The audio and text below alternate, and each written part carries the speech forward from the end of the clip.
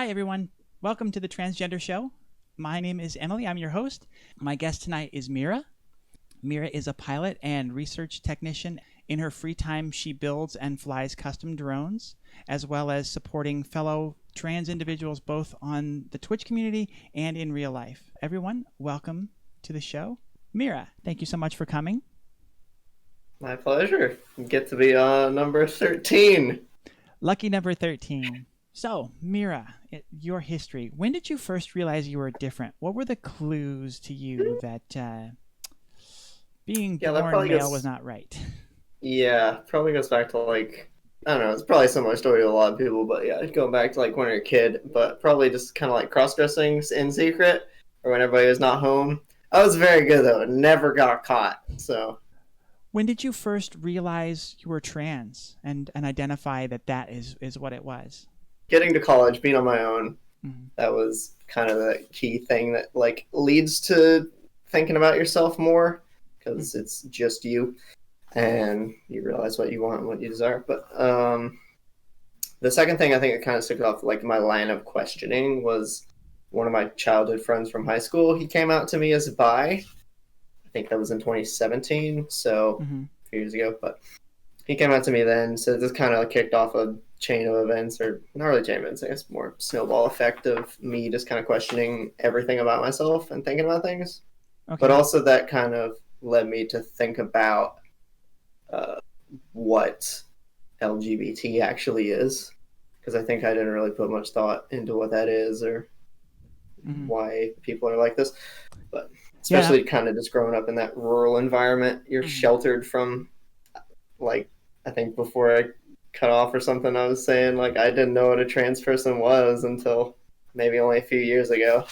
Did you start looking into things more when your friend came out to you, and that's how you discovered transgender and read into that and applied that to what was going on in your head?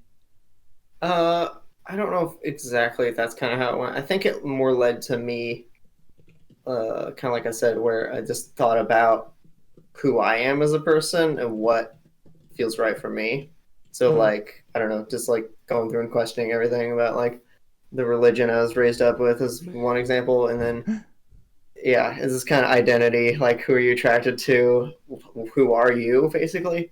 So that kind of just led to all these things, some of which I'm still trying to figure out, but hey, got one of them anyway. Yeah. And that runs right into my next question, which you probably have kind of covered, which is what are some of the things that you did struggle with when you realized that, okay, I am trans, and here are the things I got to deal with. What were some of those things for you? Definitely one was the super common fear of losing your friends you hang out with all the time, because you don't know how they're gonna react. They never talk about this stuff. Or in my case, I remember I was having a conversation with one of my friends, and then he had mentioned something about, or some off comment about trans people. This is long before I accepted myself even, so that's a whole other part of the story. But yeah, so stuff like that you hear it and you're like, or you remember it, I guess. You don't really think about it at the time. But. Who did you first come out to? Yeah, here's a good story on this one. So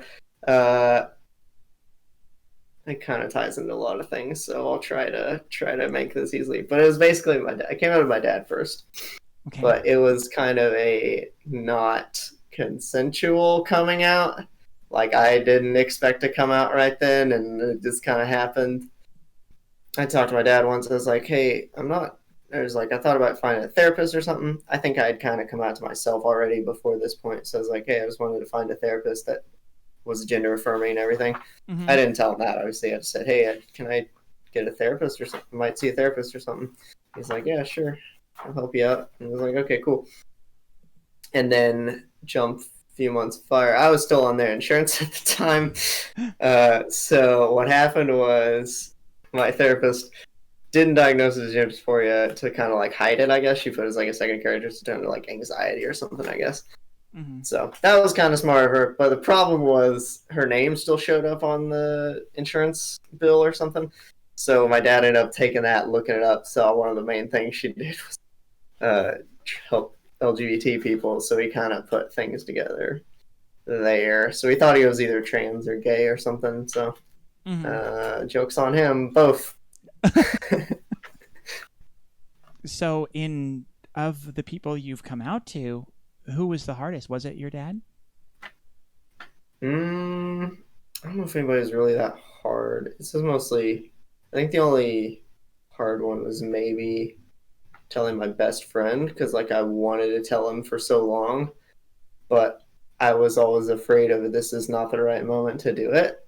I don't know. He's the kind of friend that we'd have like late night chats about just like anything, and we just talk for 4 hours and not realize it, and then it's like, oh, 2 a.m. I should probably go home. So that kind of friend. So I was hoping we get one of those to do it, but that never really came, or when they did, it just didn't feel right to tell him then. So I don't know, this kind of came until one day I was just like, all right, screw it, let's do it. And I just told him, hey, so I'm trans. And he was like, and took it really well, so that was good. But just that like struggle of confidence in myself to tell somebody like that I really value their opinion. That's really all important. How was your relationship now with that friend? Oh yeah, it's great still. It's like it was before, really. The only thing that changed was me a little bit, so everything else is about the same. So what was your family's level of acceptance? It was really good, actually, for the most part. There's a couple issues which I don't want to talk about, but overall, like, so I have my dad and my sisters and stepmom, so they're all super supportive, especially my stepsisters. They've been so great. It's just crazy. Like I came out to them and it was like, oh, cool. What's your pronouns? I was like, oh, she, her, cool. All right, that's it. So what was your level of acceptance at work? Did you transition at work in a job you were already in? Yes, but also no. It was, so I did the interview before coming out because I was kind of nervous. Like I could have come out before the interview, but I was nervous that would influence their hiring decision, even though they legally can't do that, but they can say it's something else, so it's always kind of a toss-up. So I came out to them like the day before I started my first day. Probably not the best idea in hindsight, but better than nothing, I guess. So, but fortunately, because it's a university, they are so supportive. It's amazing. Like, I think the only people that were kind of confused on my name was like the ones that probably didn't get the memo or something. So I only had to deal with a couple people, but they've already left. So the best thing about working with grad students, everybody rotates out. There you go. In a few years, yep. Did you have any other people that you were surprised that they at their level of support for you? Definitely with like casual acquaintances and stuff from my hometown, just because and actually too, one thing on that too. So just because like I was not expecting that they would accept me or anything, like Facebook wise and whatever, like I put it when I came out of there because that's how I did it, but I wasn't really expecting them to just be so supportive and use my name and everything. Just treat me like they did before, so that's kind of cool. Yeah, and there was actually one kind of group I did before was a few years ago. I was into the kind of drone racing scene a little bit, or at least locally, so it's fairly good. Everybody, I was kind of known at one point, but I was nervous about a lot of those guys because a lot of those guys are kind of like gun-toting Trump supporter kind of type. Yeah, so it's like you wouldn't expect them. Yeah, but some of them are. So hey, whatever. I'll take it, I guess. Nice. Yeah. When did you first find community? A trans community, just like something more like an organized community and people that were like you. Yeah, probably kind of like right as I realized I was trans, like the Reddit community came in super handy just because it was kind of anonymous, and I'd like never really used Reddit much before then, so it wasn't like I just created a new account as basically Mira and been on there. So that was a good way to get like help from people, and then kind of from Reddit once I came out, moved to Instagram where kind of all my things were, just because it's easier. I don't know. I just like Instagram more for some reason. Mm-hmm. And then outside of like online stuff, there's been some like local groups and stuff that are like LGBT groups at least. So I've got to meet some new people there. So not too many trans women, unfortunately, but Okay. I have made some really good like trans mask people friends. Actually saved one of my friends from killing himself. Suicide trigger warning there, but Wow. Yeah. yeah. I don't see a reason why we shouldn't go into that. I think, as much as you're willing to share on that, I think those stories are really important. That's the whole reason I'm doing this show, because, I had that level of depression in my past too. How did that go about with your friend? I kind of met him when he was still kind of questioning what he was exactly. Like he thought he knew, and he had told me this had been going on for years before I met him, but anyway, so we were talking about that, and I think one day he just, trying to remember exactly how it went down. This was a while ago. Lots happened since then, but Yeah. yeah. I think he used to call me because we chat about stuff.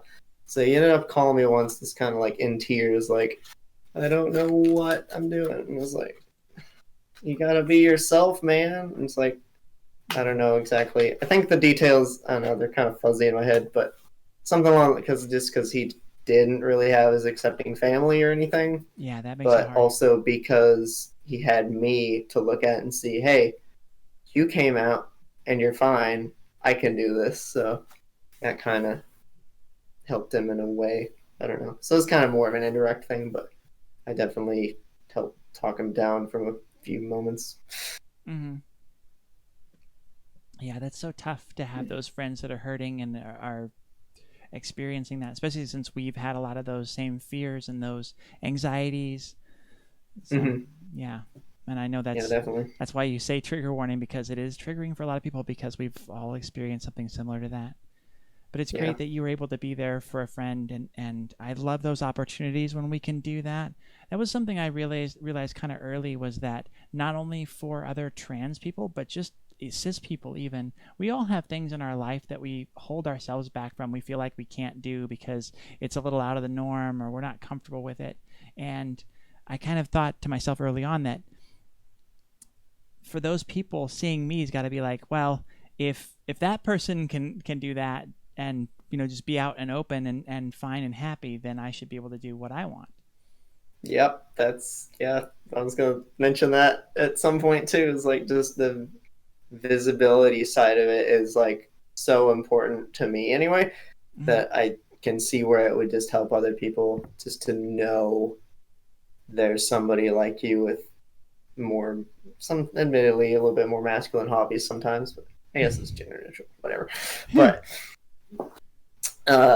yeah, that you can like do whatever you do and be yourself too. It's not like you have to decide between two things. Mm-hmm. How far along would you say, just on the grand scale of 0 to completely done, where are you in your transition? Yeah, I've been thinking about that a lot lately too, before I heard this question. So it's like, I don't know. It's obviously relative, but for me, relatively, it feels like I just started. Like I haven't done as much of the things I'd like to do yet. Mm-hmm. But I don't know. To someone on the outside, I might say, oh, they probably think I'm at least halfway done.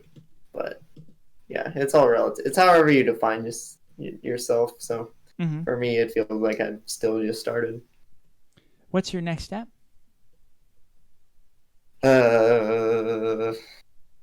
Probably legal name change, just because that's kind of a big one that ties a lot of things together. Yeah, that, and also I want to talk about piloting stuff a little bit, but tie into that where I need to update medical on that side, which is still kind of a pain in the butt to deal with. And I guess the whole history on that is that the FAA obviously doesn't want you to fly if you're suicidal, but most, like being trans is obviously not going to make you suicidal or anything, so it's actually going to help. So yeah, it's kind of the opposite. There's some lovely like lovely commercial jet pilots that I've met for the past few months, actually. Yeah. So there's the NGPA. If you're a pilot and you want to find support in the LGBT community, that's a place to do it. That's wonderful. Yeah. So yeah, I actually got in touch with a couple different ladies, but one of whom was kind of responsible for kind of reforming this whole system. So that was pretty cool. Nice. Be able to talk to her. Yeah, that's great to be able to meet the actual pioneers that were making this kind of stuff possible. Mm-hmm. Yeah, it's interesting too to see, kind of, especially online too. You kind of like to see almost like we're almost like a generation, I guess, of trans individuals, where it's like we kind of came out of the visibility of the trans individuals prior to us, and then so on and so forth till since things started, I guess. But yeah, now so it feels nice to be able to pass that torch a little bit. Mm-hmm. What were some of the key fears that you ran into while you were transitioning? I guess I don't have too many key fears other than the ones we kind of talked about, but like one of the main issues is just self-confidence in myself. That's always the hardest thing. You know how you want to dress and you think you can pull it off. All right, go walk outside. Let's do this. That's the hardest step for me anyway. So mm-hmm.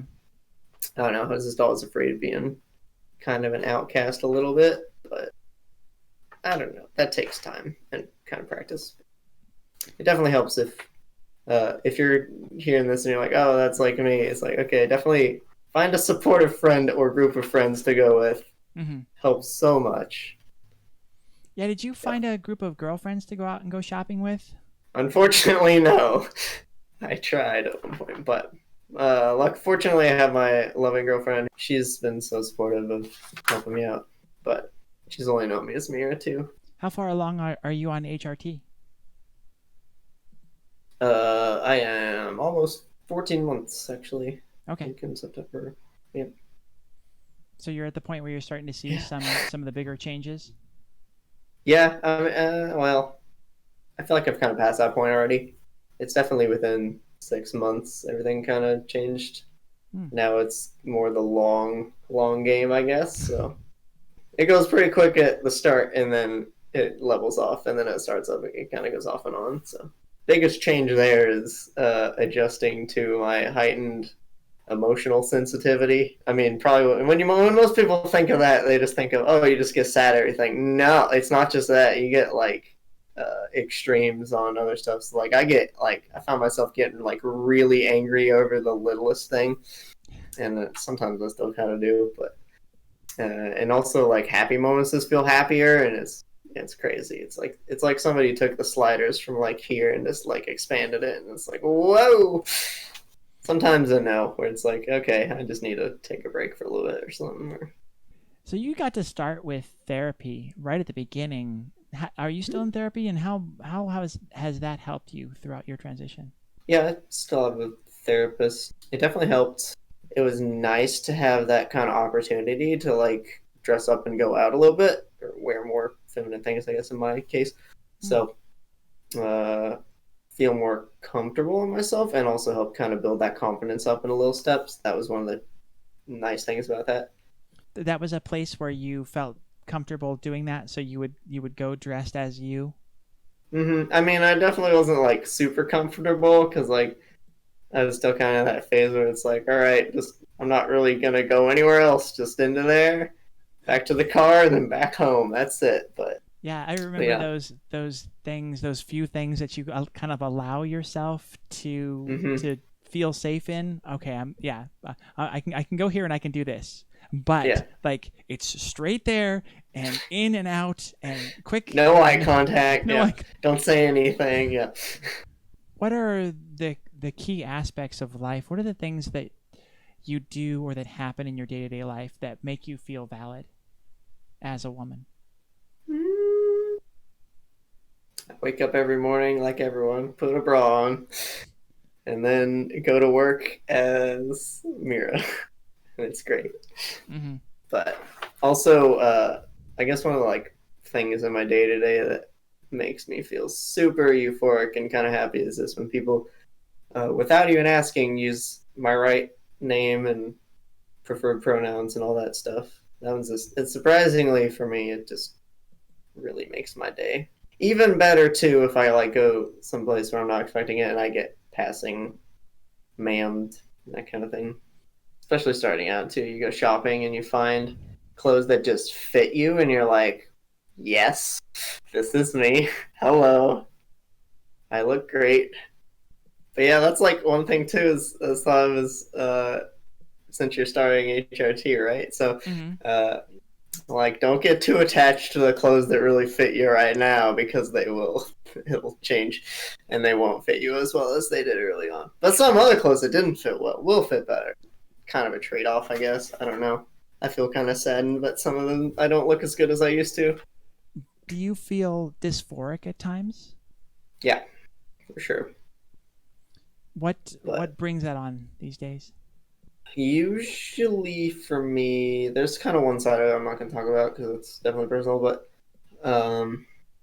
definitely for me, a lot of it comes from seeing other girls my age and realizing, oh, I don't exactly look like that or something. But also, I think I'm looking at attractive girls. Don't tell my girlfriend. But yeah, so definitely like it's more of like in jealousy induced dysphoria or something, if that's even a thing. But it's kind of where it comes from, I suppose. And that's really a big thing with transition is realizing, okay, how much of this is because it's like dysphoria, and then how much of it is like general people not being body positive or whatever, that kind of thing. It definitely helps me to to get naked, stand in front of the mirror and be like, yeah, okay, this is working or something. What were some of the biggest learning curves that you had in getting used to your transition? The big one too in kind of day to day is how to meet new people as yourself. I'm not exactly the most passable trans one, so a lot of times when I meet somebody, they're kind of thrown off for a second. They're like, wait a sec. So, like, that's kind of definitely one thing that takes practice to have that confidence. Just be like, hello, I am Mira. What do you need? How did you choose your name? Where did Mira come from?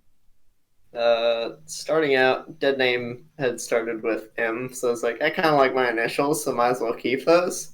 Plenty of good M names out there. I didn't know what I wanted right away, so I started out, I think, especially like professionally stuff, I wouldn't put anything like my dead name on it. A lot of times I just went by my M last name, so I had like a stack of business cards somewhere that just say M my last name, so kind of a little way around it without really acknowledging it necessarily, but just I figured that way too. Like if I ever did pick a name, it would be this. It would have an M at least. So that was a start. So moving from there, especially with my therapist, I kind of started to use Mia a lot. I was like, then I don't know, somewhere along the line, it just didn't sounded like it fits right. So I was like, I'll just put the R in there. That fixes it. That sounds more like me. It's been kind of stuck with me ever since. It's just the perfect name for me. I love it. Sometimes it doesn't grow right away on you, but like when you hear people use it, you're like, oh, okay, I like this. I like this a lot. We talked a little bit about outfits. What are some of your favorite outfits? You mentioned that you don't get to wear a lot of fancy clothes at work because it's more casual. What are the things that you just love to be able to dress up in? Oh, there's so many. For sure, dresses and skirts and that kind of thing. Just because I never got to wear them, it's like just kind of a new feeling. Lately, because it's been super hot and I have to work outside half the time, just shorts and shorts in general, super great. Also, like cutoff tanks are kind of a good like the go-to at the moment. Yep. Still get sunburn, but hey, at least I look cute. How has transitioning affected your mental health? Is that even a question? I feel like we know this. It helps so much. Just like, I don't know. day to day. I don't know. Not every day is happy, obviously, but Mhm. like it's just overall better because you don't fear hiding part of yourself from other people, or especially like you know it, but also just getting to express yourself without hesitation. You're just like, all right, yeah, we can do this if we want. Sometimes we chicken out still and say no, no, no, no, no, but it's still better than not, I suppose, than suppressing it. Mhm. Because I was kind of this way for a while where, especially during kind of before college, I think it was around. But like I kind of knew I like cross dressing that kind of thing, sort of like you, Emily. Uh, but I was more along the lines of suppressing it, where I think Emily, when I say you have to purge everything once in a while, definitely for me is like I knew or I kind of realized early on too that suppressing it was not healthy for me. Like you could suppress it all you want, but it would just slowly eat away at my soul until it was like just a husk. What advice do you have for young or closeted trans people? What do you like to tell them? Just find anybody to talk to that you can about this. If you feel like you're trans or you might be trans, or yeah, just find somebody you can confide in. It doesn't, and that could be a close friend or somebody you just know, or it could be like some anonymous person on the internet or just a bunch of people on the internet. Hey, looking at you, chat.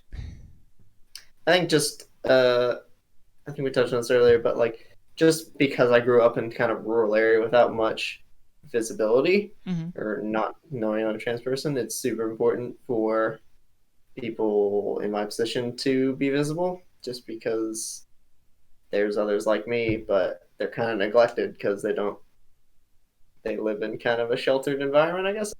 Mira, thank you so much for coming and being on the show. My pleasure. It's fun.